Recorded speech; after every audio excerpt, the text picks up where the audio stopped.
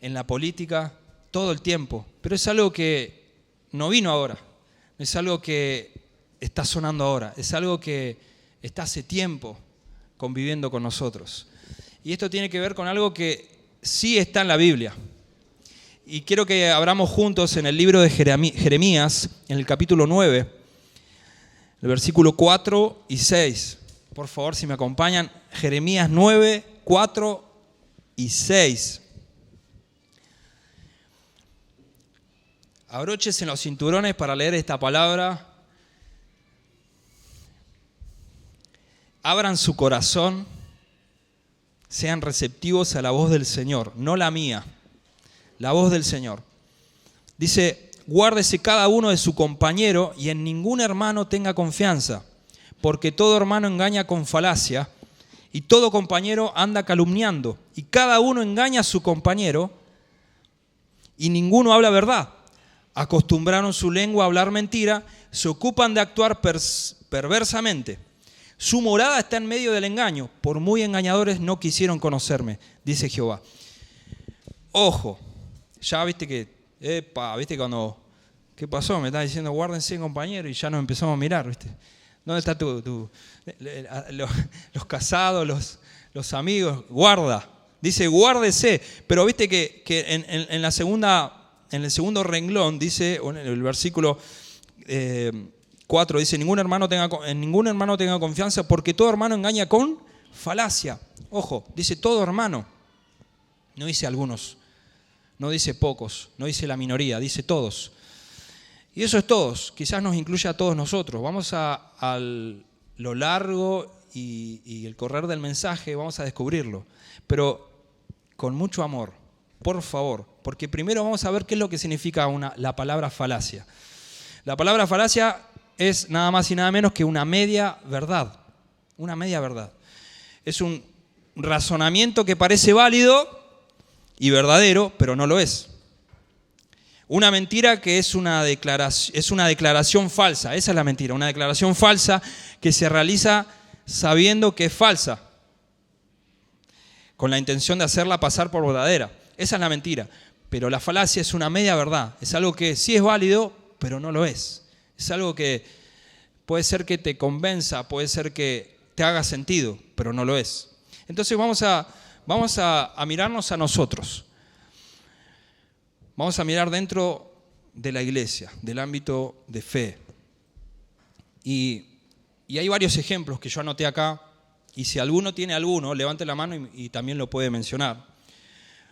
Porque, por ejemplo, una de las falacias dentro de la iglesia es: o es la fe o es la razón. ¿Alguna vez escucharon eso? O razonás todo o tenés fe, ¿no? Bien, todos bien. No se puede confiar en ambas para entender los misterios de Dios. ¿Escucharon eso alguna vez? Ahora, eso es falso. Es falso oponer la fe con la razón, aunque muchos lo hacen dentro y fuera del cristianismo. Eso es algo que no pasa solamente dentro de la iglesia.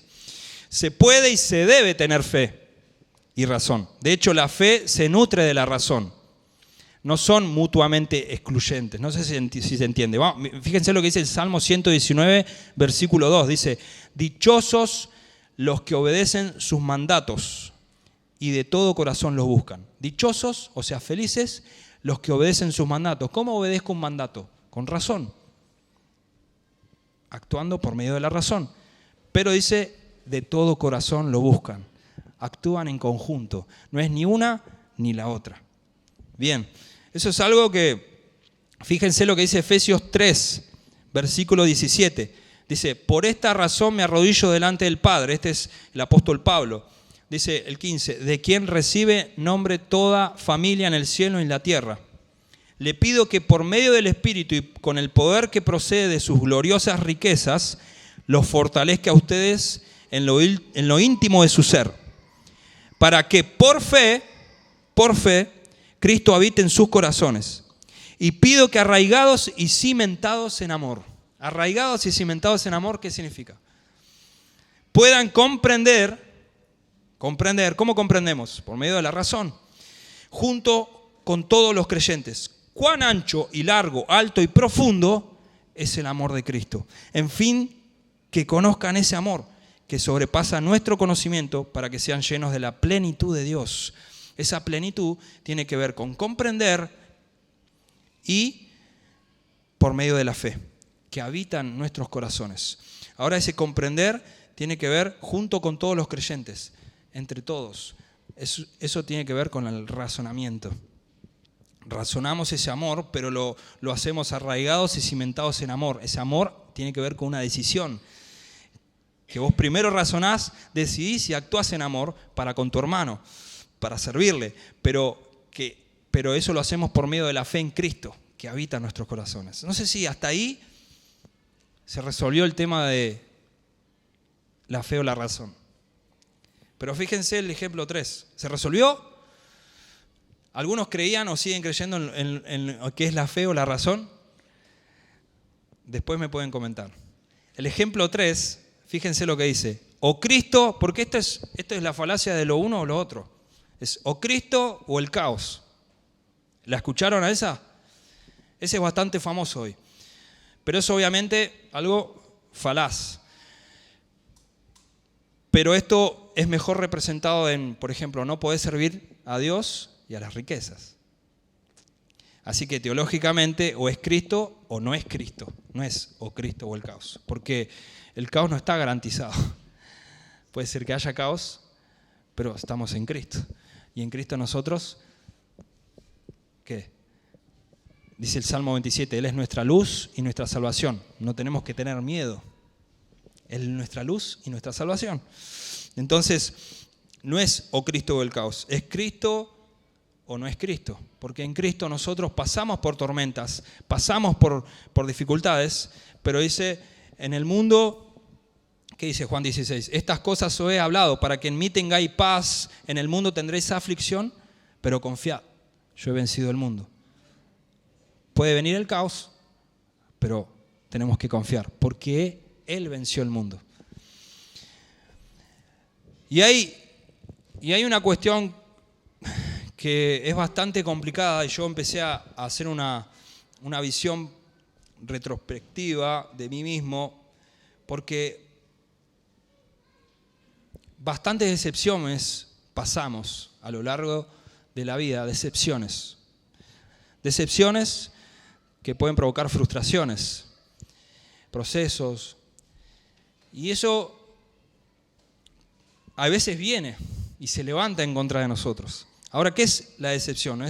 Probablemente nos hayamos encontrado en pensamientos como desencontrados, turbados o con heridas abiertas, quizás con deslealtad de algún hermano o falta de gratitud, y eso provoca decepción.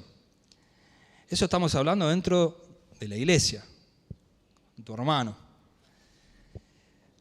Puede ser que lo hayas vivido acá, puede ser que lo hayas vivido en otra congregación, en otra comunidad, en otro lugar, o con algún compañero de trabajo que es cristiano, o no. Pero fíjense lo que es en el ambiente de fe. El problema está cuando pasan esas cosas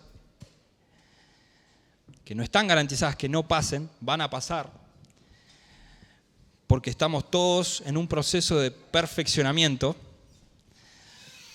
Pero el problema está cuando alimentamos estos pensamientos esperando que las cosas cambien o que Dios actúe a tu defensa sin enfrentar el conflicto de la manera más madura o valiente como reconocer y confesar, ¿no? Entonces a veces eso queda dando vuelta. ¿Le hace sentido? A veces queda dando vuelta esa decepción. Che, no me gustó lo que hizo mi hermano, o cómo me lo dijo. No me gustó esto que dijeron. No me gustó esto que dijo el pastor, o cómo lo dijo. No me pareció, no estoy de acuerdo. Muchas cosas que pueden venir y que pueden provocar decepción. Ahora fíjense, lo más curioso es que eso también lo encontramos dentro de la iglesia. Y creo que esto sucede en ambientes donde ¿qué? Sucede en ambientes donde las expectativas son mayores o donde más se espera. Generalmente no querés decepcionarte dentro de la iglesia. No querés pasar por una frustración dentro de la iglesia. No crees que eso va a pasar. Entonces, ¿qué pasa? Primero llegamos y comenzamos con las demandas hacia Dios. Dios hará algo con mi vida. ¿Viste? Llegamos así, Dios hará algo conmigo. Con los líderes, ¿qué decimos? Ellos me van a ayudar. No, este pastor me va a ayudar, este líder me va a ayudar. Me va a ayudar. A los hermanos, ¿qué pensamos de los hermanos? No, no me van a hacer daño, son cristianos. ¿Bien? O acá me voy a sentir cómodo. En esta comunidad de las naciones me voy a sentir cómodo. Porque es comunidad de las naciones. Pero me voy a sentir cómodo, me voy a sentir bien. Algo me dice que me voy a sentir bien. Ojo. Todos esperamos algo, porque esto tiene que ver con expectativas. Todos esperamos algo cuando comenzamos a congregarnos en la comunidad o cuando alguna novedad acontece. No solamente cuando nos comenzamos a congregar en un lugar, sino cuando alguna novedad pasa, algo bien, algo nuevo, algún proyecto, alguna idea, algo pasa. Y eso está todo el tiempo caminando casi al lado de una posible decepción o un posible pensamiento que te lleve a una decepción. Ahora, lo que pensamos de Dios es realmente importante porque eso va a afectar toda nuestra vida. Tipo, la pregunta que podemos hacernos es: ¿qué pensás vos cuando Dios ve, qué pensás vos cuando Dios ve que estás sufriendo? Cuando vos estás sufriendo, ¿qué pensás de Dios? ¿Qué pensás que Él ve? ¿Qué pensás? Porque Él te está viendo sufrir. ¿Y qué pensás de Él? Yo he llegado a pensar, y estoy acá, ¿y me vas a venir a ayudar? Algunos pensaron parecido, ¿no? Quizás escuchaste la verdad revelada a través de su palabra y eso fue como un rayo de luz, pero cuando volviste a casa se fue nublando como desvaneciendo, ¿no? Y cuando vino la prueba, vinieron estos pensamientos, como, che, ¿será tan así lo que escuché?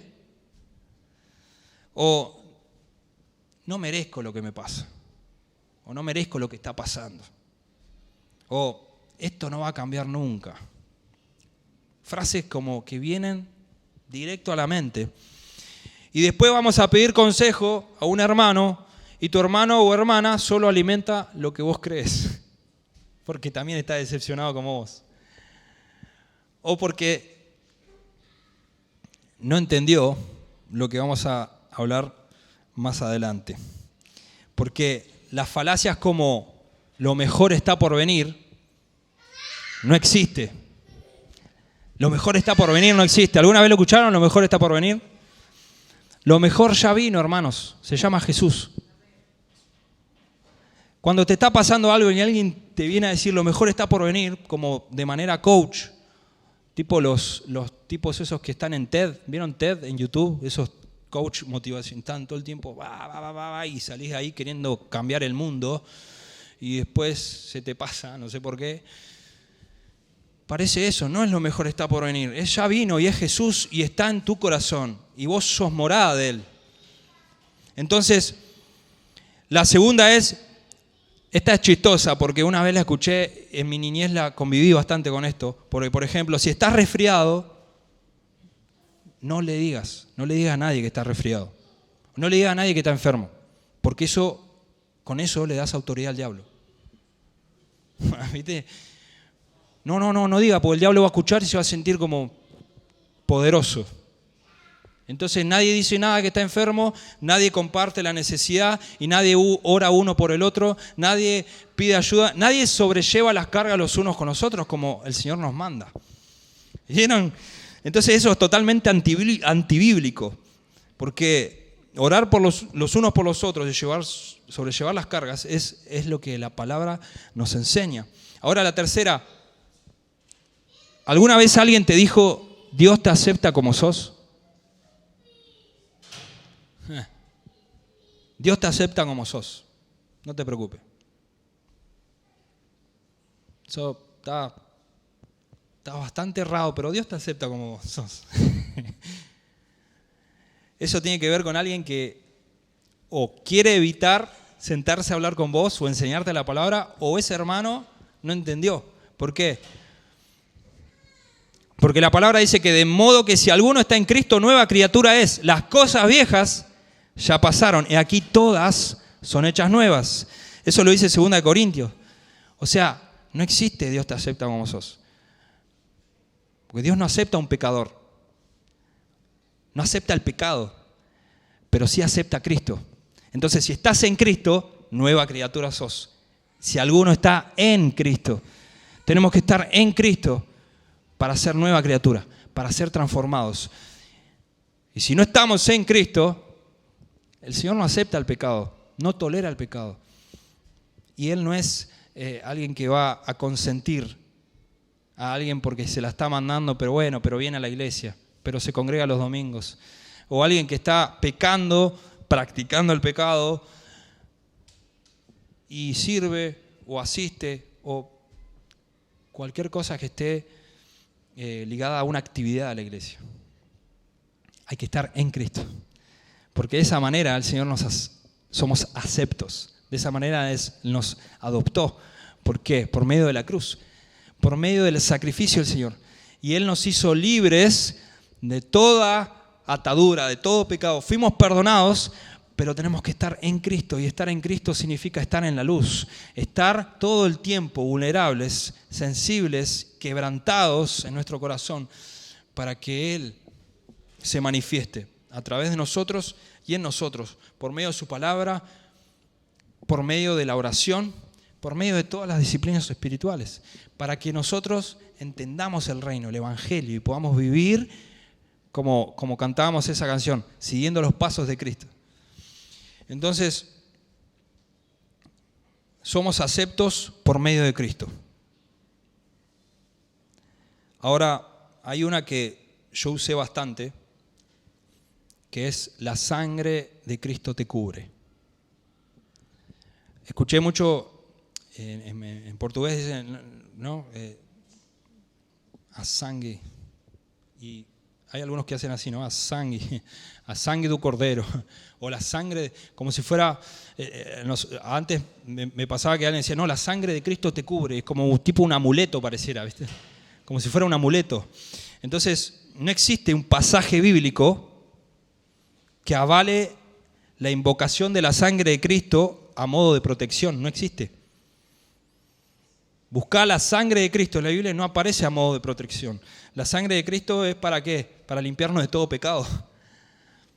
No se trata de invocar la sangre de Cristo como un amuleto, sino de que el sacrificio de Jesús es suficiente y eficaz para cubrir nuestros pecados. La Biblia nos insiste en usar la armadura de Dios, y eso está en Efesios 6. La armadura de Dios si querés protección. La armadura de Dios en nuestra vida, en salvación, justicia, verdad, el evangelio. La armadura de Dios. Entonces, fíjense lo que dice. Por lo demás, hermanos míos, en Efesios 6, fortaleceos en el Señor y en el poder de su fuerza. Vestíos de toda la armadura de Dios para que podáis estar firmes contra las acechanzas del diablo. De esa manera estamos firmes. Santiago 4:7 dice, sometete a Dios, resistí al diablo y él huirá lejos. Lejos. Entonces, la única manera de encontrar protección es estar sometido a Dios y vestirnos de la armadura de Dios. La sangre es la que nos libró de todo pecado, la que nos limpió, pero no es un amuleto. Hay que tener cuidado con estas cosas. Ahora, fíjense esta, que es un poco más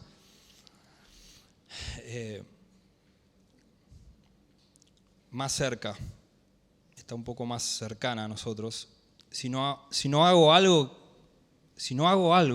vamos a ponerlo así, en un contexto de servicio en la comunidad, servicio en la iglesia. Si no hago algo, no puedo ser miembro o no puedo pertenecer.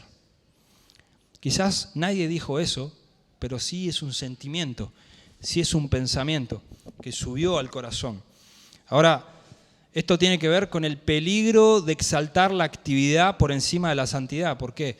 Porque nosotros, por ejemplo, acá en la comunidad, si llegaste por primera vez, segunda, tercera vez, o hace un mes, o hace 2 meses, o hace poco que viniste, o hace mucho que viniste, lo que nosotros sí hacemos énfasis en esta comunidad es las relaciones.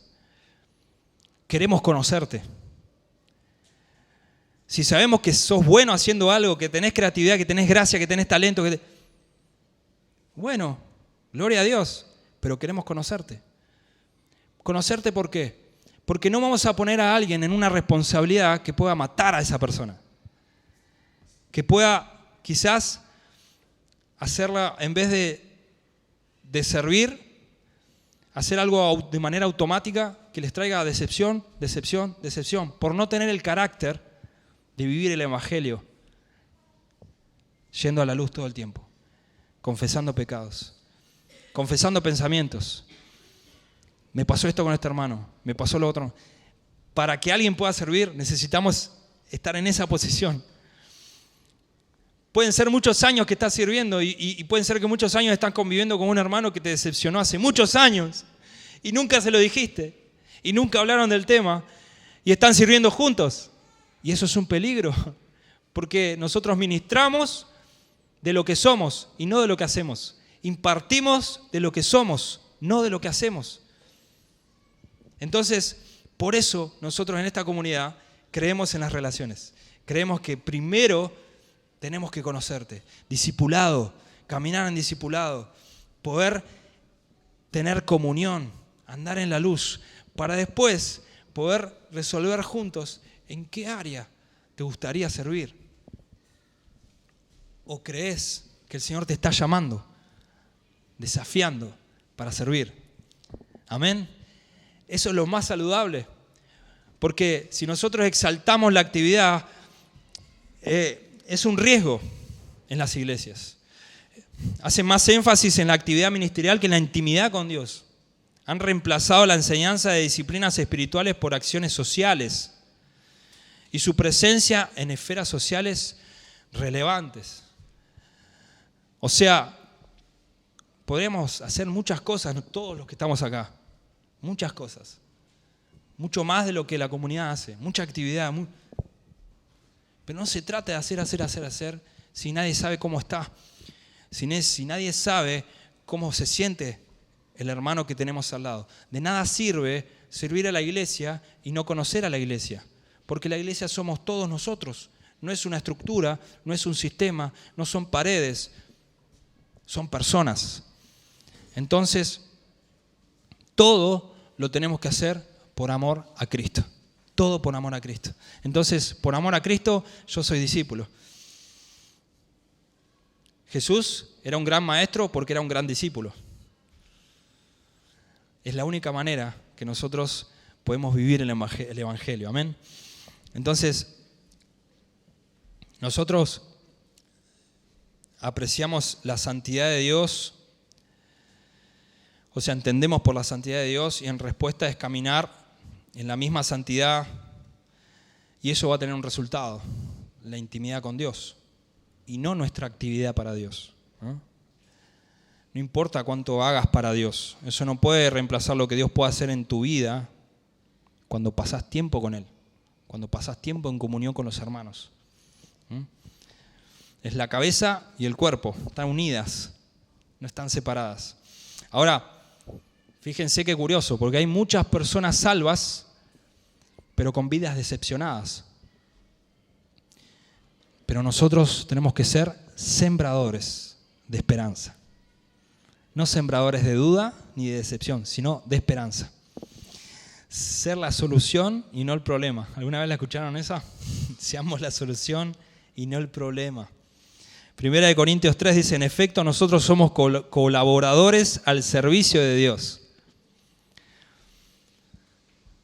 El que no colabora, estorba. Y ser colaboradores tiene que ver con cómo lo hace Jesús, yo lo quiero hacer. No lo quiero hacer a mi manera, sino como Cristo lo hizo, como el ejemplo que Él nos dejó. Ahora, uno de los síntomas dentro de la iglesia, cuando hay decepción dando vuelta entre los hermanos, frustrados o decepcionados con el resto, porque las cosas no cambian como ellos creen, ¿qué es lo mejor que puede pasar? Que venga la crítica después de eso. Y eso es lo peligroso, porque yo describí la crítica como de dos maneras, la pasiva y la activa. La pasiva es cuando de manera inconsciente convertimos la iglesia en un tribunal en vez de una familia, criticando siendo más parte del problema que de la solución.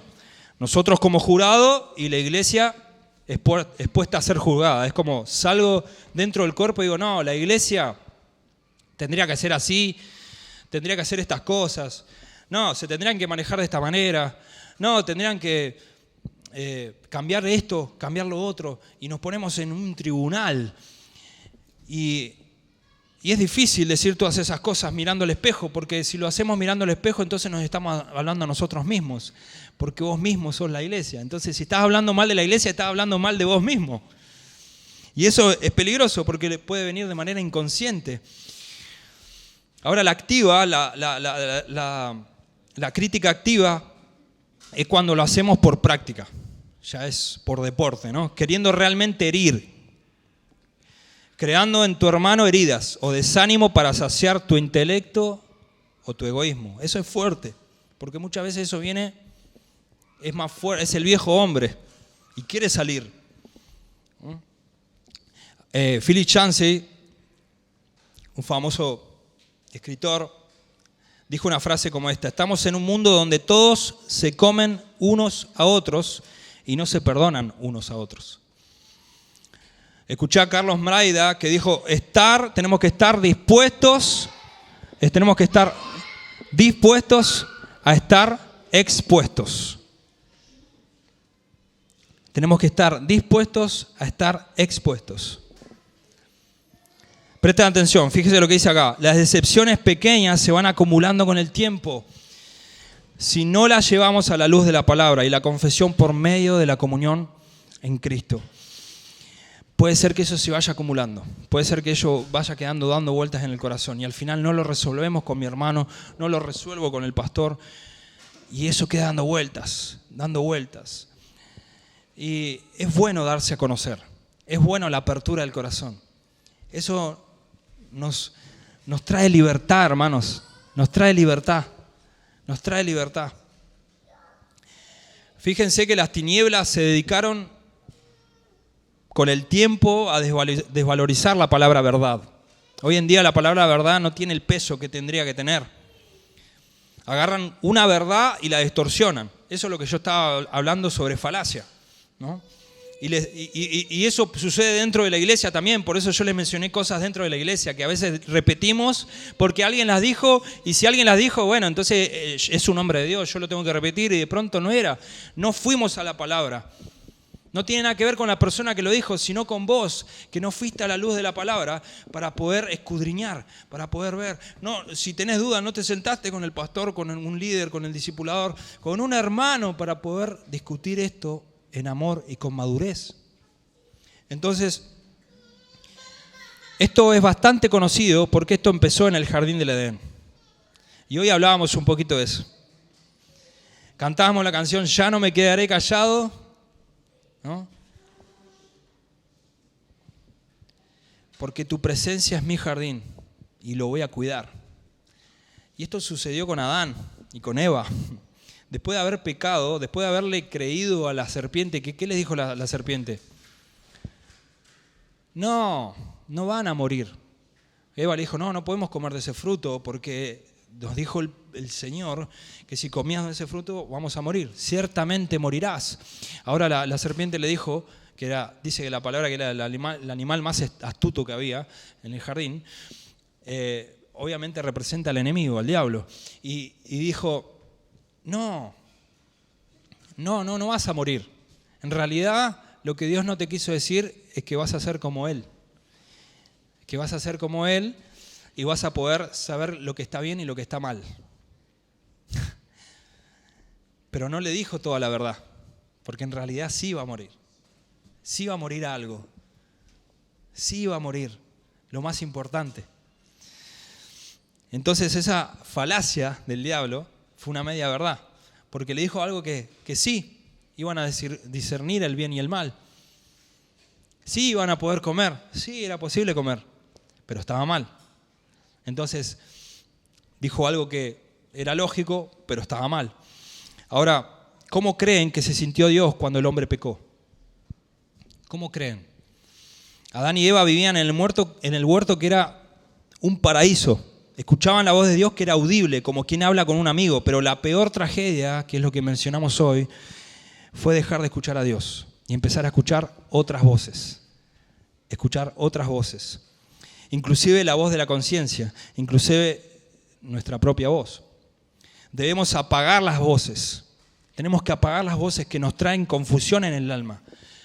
Las voces que tratan de buscarle explicación a todo y que van tomando las verdades a medias, sin buscar en las Escrituras, sin ser curioso, ser discípulos curiosos, ¿no? Ser íntimo, como Juan con Jesús. Muchas veces van a ser esas verdades que nosotros creemos las que nos convienen, ¿no? Nos agarramos de una verdad o una media verdad porque nos conviene. Y lo único que hace es engordar lo que creemos. Pero eso, ¿qué hace? Sabotea totalmente la fe. Descarta la fe, que es lo que nosotros tenemos. Entonces lo que yo quiero que hoy entendamos en amor es la manera de convivir como iglesia. La que nos hace una iglesia saludable o una iglesia que solamente anda en decepciones o solamente anda en actividades y no se para pensar cómo está mi hermano. Porque escuché que uno de los enemigos de la familia es la falta de comunicación. Y esto es algo que es muy mencionado, pero hablemos como familia de fe, porque esto sucede en una familia. Y la falta de comunicación tiene que ver con lo que la palabra habla sobre ser pronto para oír, pronto para escuchar y tardo para hablar y lento para irarse, o sea, lento para enojarnos.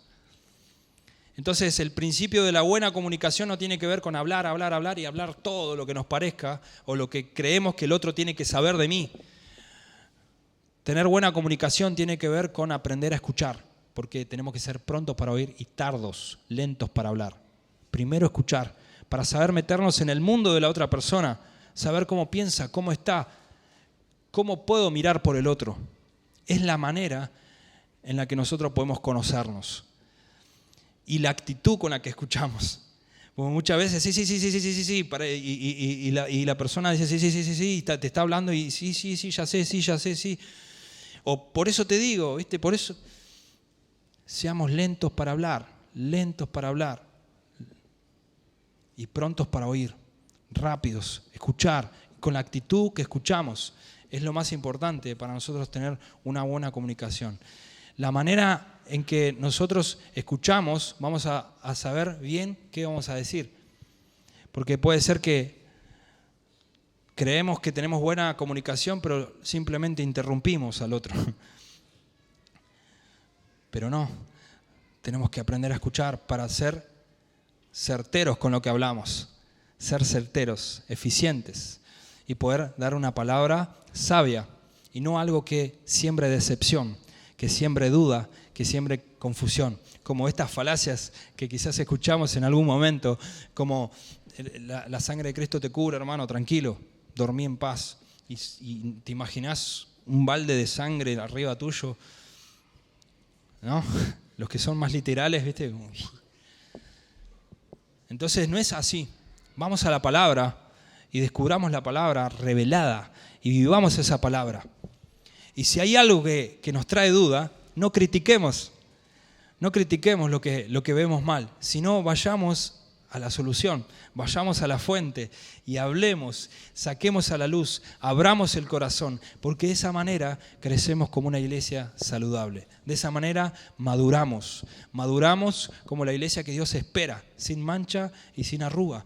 Es la manera en que nosotros tenemos que vivir como comunidad. Sí, puede ser que en un momento dijiste, voy a la comunidad de las naciones porque allá son todos, hablan todos raro. Uno habla en un idioma, otro habla en otro, y está bueno.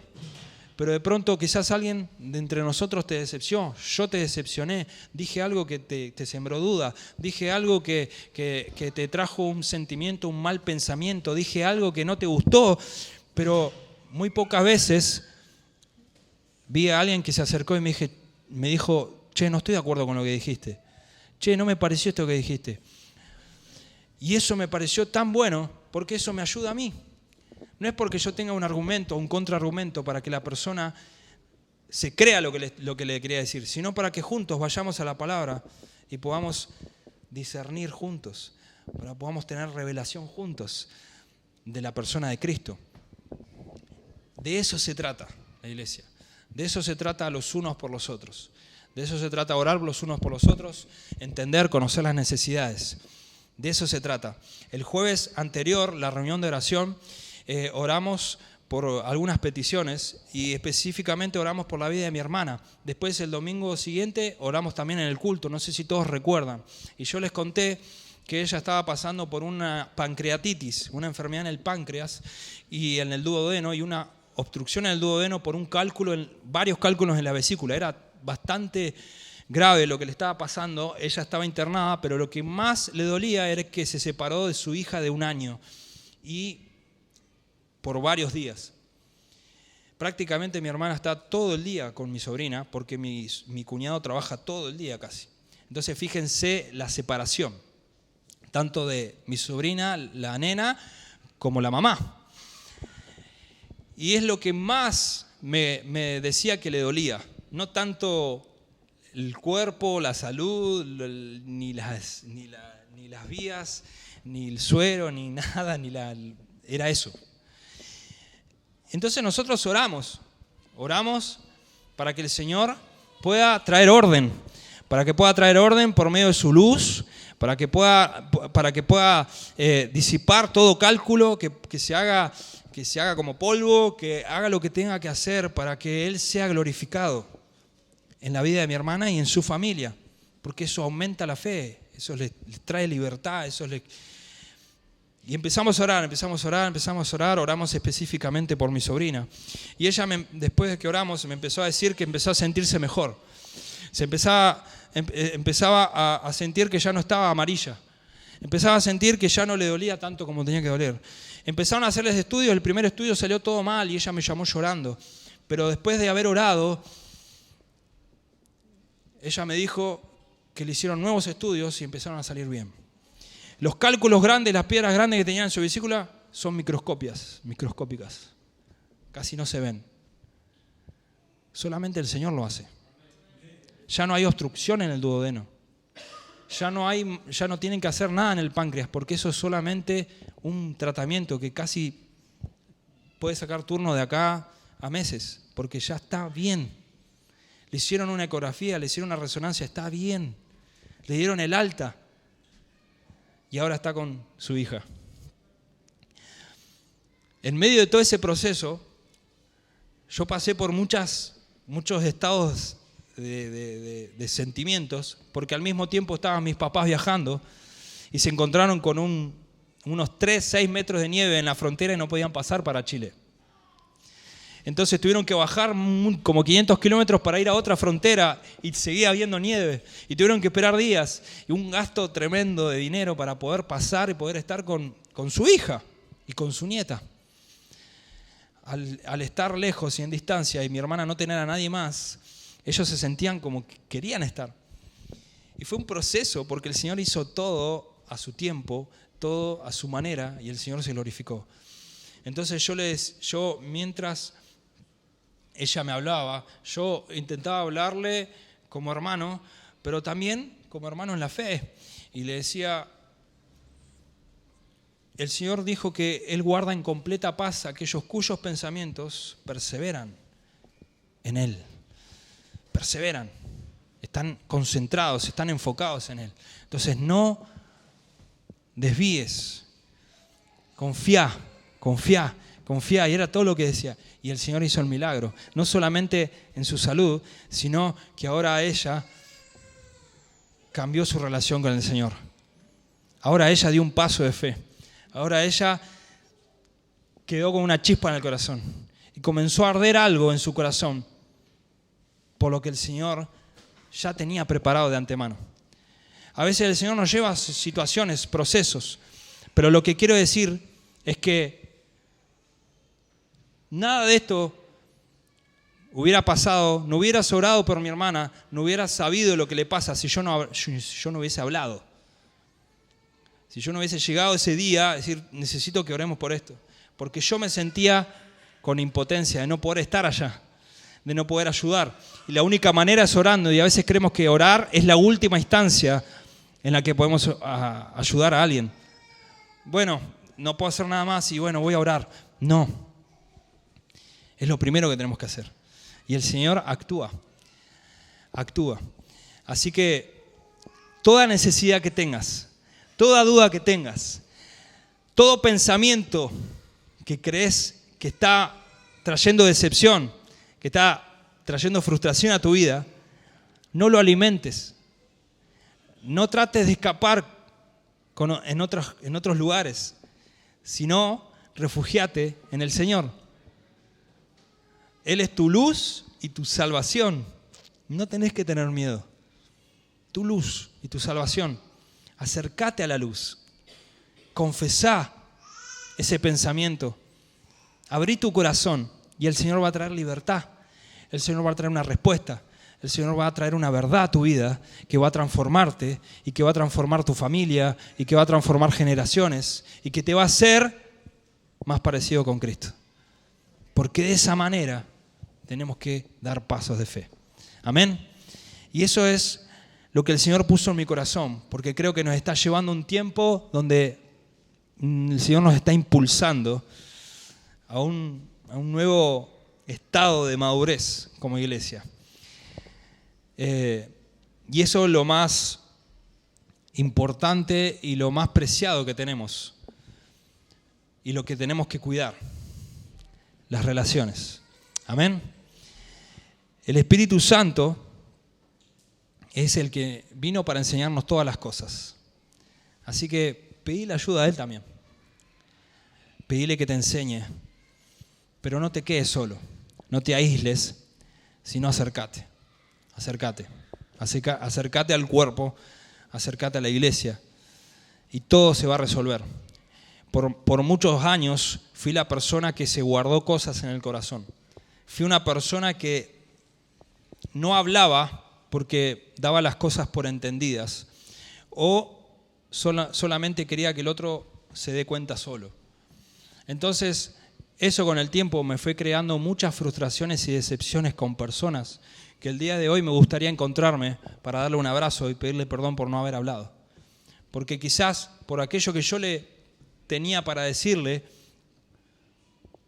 podríamos haber resuelto juntos algo que no tenía por qué quedarse en el corazón y echar raíces. No tenía por qué quedarse en el corazón y sembrar decepciones. Y peor aún, no permitirte orar, no permitirte ser lo que fuiste llamado a ser. Entonces eso es peligroso. No lo dejemos pasar. Vamos a ser más sabios y vamos a confesar. Mientras más rápido confesamos, mientras más rápido lo llevamos a la luz, más libres somos. Y eso nos hace crecer. Eso nos hace crecer. Así que oremos y preguntémosle al Señor si hay algo en nuestro corazón que necesita salir, que tiene que salir, que no pertenece a nuestro ser. Hay dudas, decepciones. Si hay alguien con el que tenés que hablar o resolver algo, si hay alguien que le tenés que pedir perdón por haberle dicho alguna falacia, alguna media verdad, o no haberlo escuchado como merecía, no haberle prestado atención. Si hay algo que te genera duda, ir a la luz para poder crecer juntos en Cristo, siempre en Cristo, siempre en Cristo, siempre en Cristo, porque su amor es inagotable. Así que vamos a llenarnos de su amor y de su verdad. Amén. Y el Señor va a transformar tu vida. Cuantos más pasos de fe. Amén. Señor, nosotros en esta hora volvemos a mirarte, volvemos a ese jardín,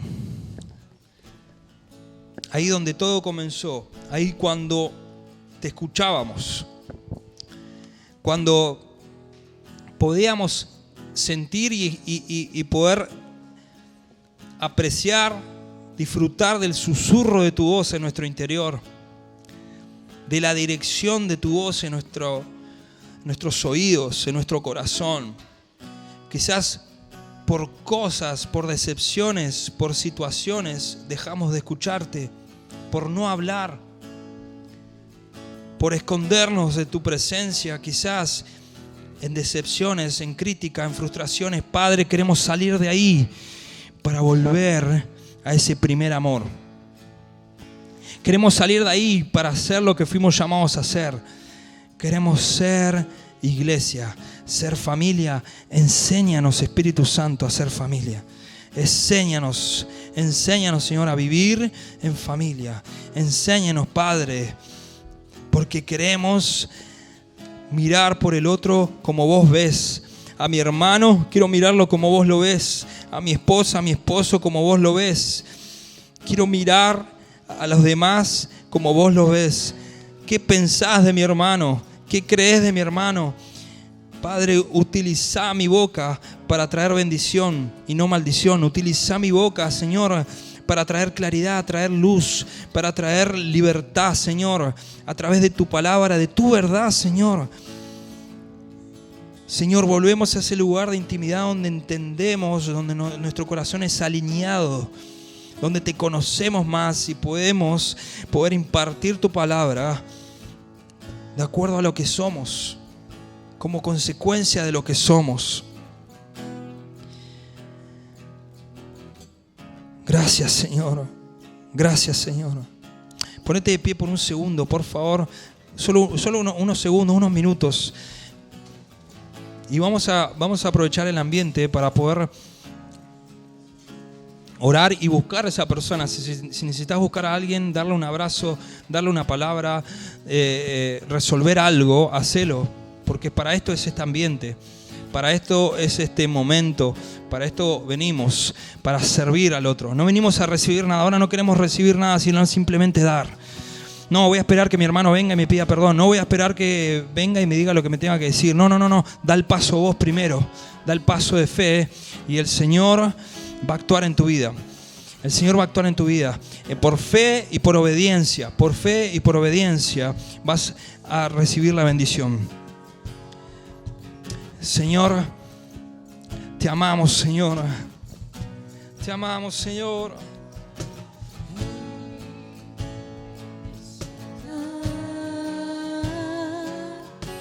Entrego todo lo que soy, vuelvo al primer amor. Aquí, en ese altar, te entrego todo lo que soy. Vuelvo al primer amor.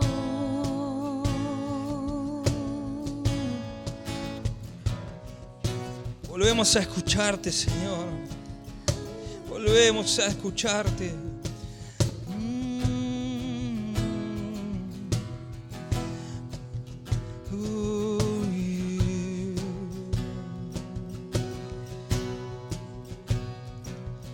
Ya no me quedaré callado. Levanto, tu presencia es mi jardín y yo lo cuidaré. Ya no me quedaré callado. Mi corazón levanto. Espíritu Santo, muévete, Señor. Muévete, Espíritu de Dios. Muévete. Mi adoración levanto. Tu presencia es mi jardín. Ya no me quedaré. Ya no me quedaré callado. Mi adoración levanto.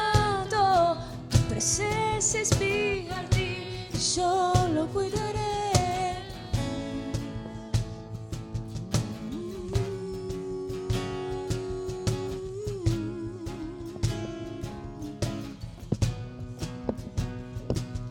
Aquí en ese altar te entrego todo lo que soy. Vuelvo